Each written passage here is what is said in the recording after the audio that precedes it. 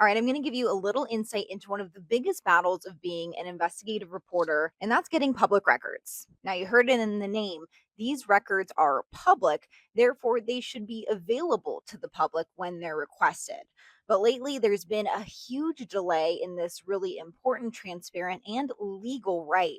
And it's not just for me. Across the country, journalists have been noticing a lot of agencies, not all, but a ton have really slowed down the process of giving those public records back. Now, whether it's city, state, or a federal agency, they might push back on that, saying they're short staffed and putting together detailed requests can take time.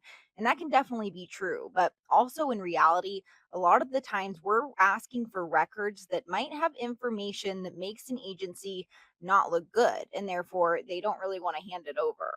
Here's an example of that. You may have seen a recent investigation I did on the Strode family who's suing DCYF, Washington's agency in charge of child protective services, saying they failed these kids, resulting in serious harm and then missed a critical insurance deadline. So taxpayers may have to front a bill for hundreds of millions of dollars. This is a screw up of such magnitude that, frankly, heads should roll.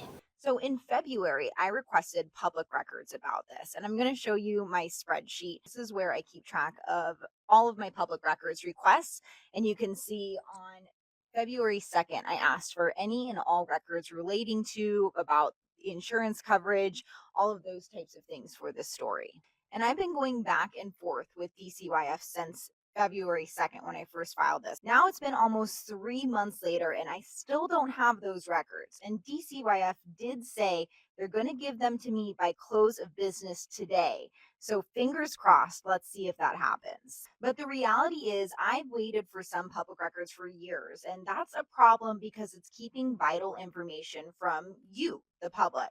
And a lot of times, the only way to fight back is to sue, which is expensive, costly, and timely. Now, I'm not sure what the fix is here. I know a lot of journalists have been trying to figure out that question. For now, we'll just have to keep on keeping on, and I'll keep you updated on when I finally get these public records from DCYF back.